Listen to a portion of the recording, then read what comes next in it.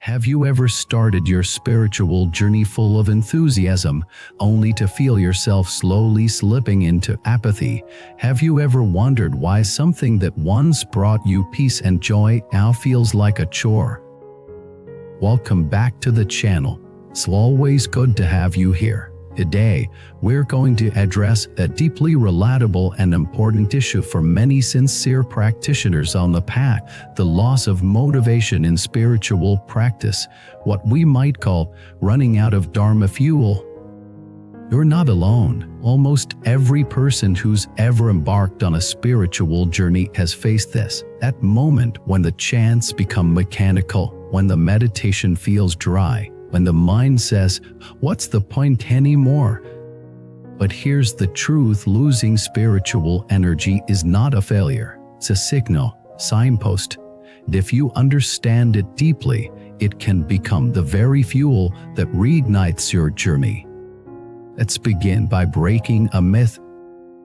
We tend to believe that genuine practitioners are always calm, joyful, radiant, that once you get into Buddhism, you should feel peace 24/7. But the truth is more human, more raw. Spiritual fatigue is real, and it often comes not from the path itself, but from how we walk it.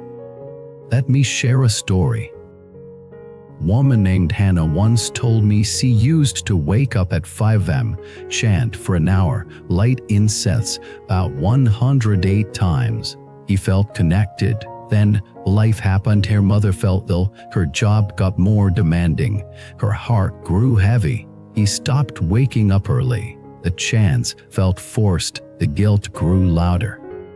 He told me, "I think I failed the Dharma." I looked at her and said, "Or maybe the Dharma is inviting you to practice in a new way." That's our first lesson today. Spiritual energy isn't static, it evolves.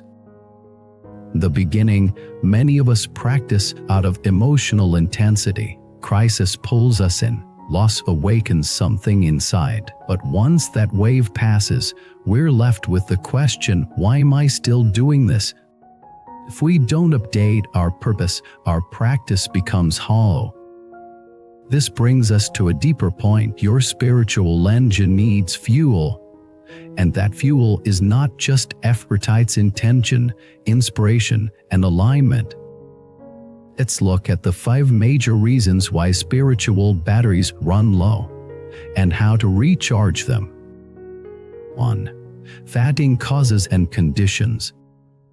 Any of us start our practice because of a life crisis, a death, an illness, a heartbreak.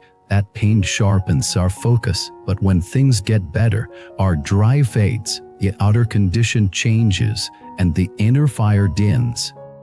This is natural, but the mistake is assuming the practice was only for hard times.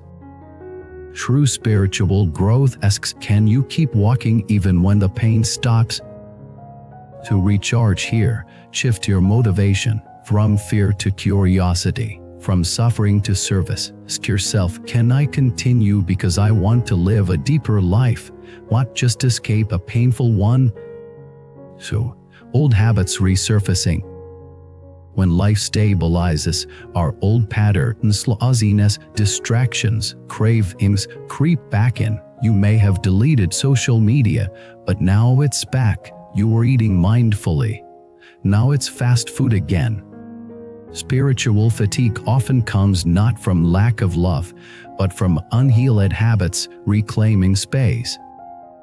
Here, the remedy is discipline with compassion. Don't beat yourself up. Simply notice, name, and return. Just like meditation, each time you drift, gently come back. 3. Practicing without deep intention. Have you ever caught yourself reciting sutras or mantras without really feeling them? That's autopilot. Drains energy fast. The Buddha said, a single mindful breath is greater than 1,000 distracted recitations. To recharge, restore sincerity. Before practice, pause. Place your hand on your heart. Whisper, "May this benefit all beings." Then begin. Even 2 sincere minutes can outshine 2 hours of hollow routine. 4. Comparison and self-doubt. You see others posting about their retreats, their blissful meditations, their visions. You feel like a failure. But the path isn't a competition. It's a journey inward. The only measure is, are you more kind today than you were yesterday? To recharge here, return to your lane, limit exposure to spiritual hype, and spend more time with teachers who emphasize depth over display.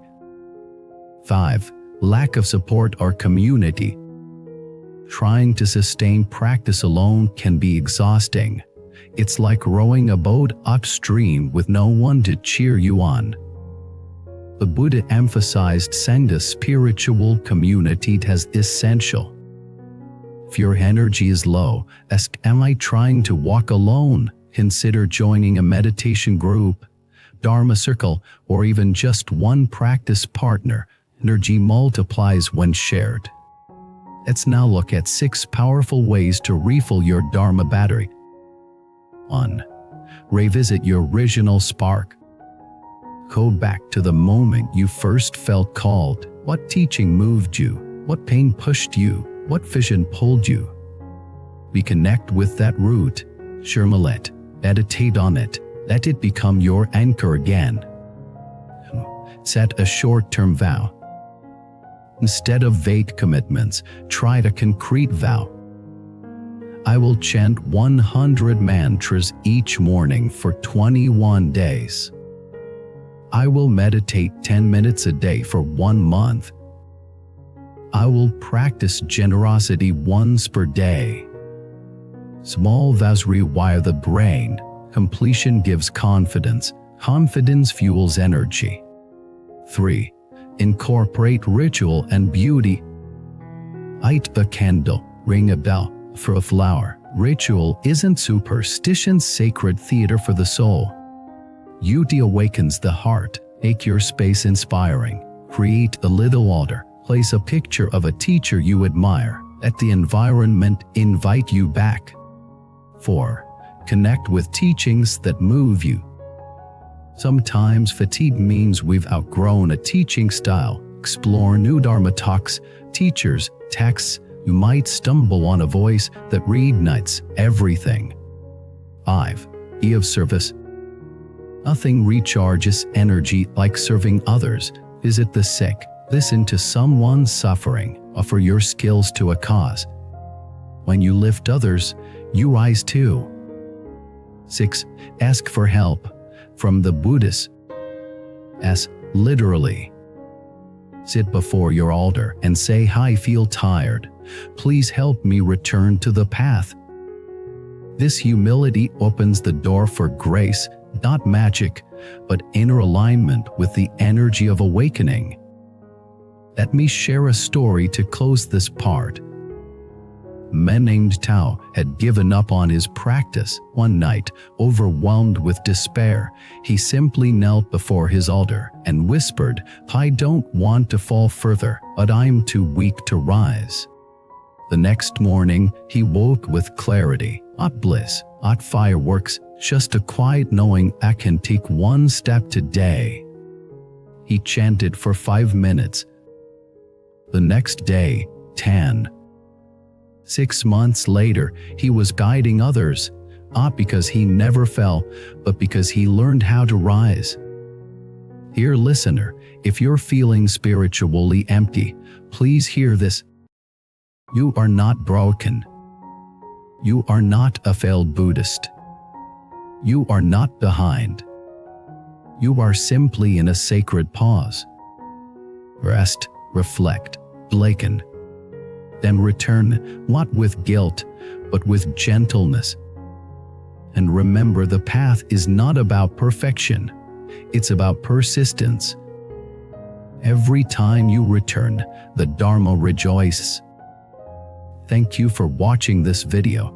If you've ever felt stuck, tired, or lost on your spiritual path, share your story in the comments.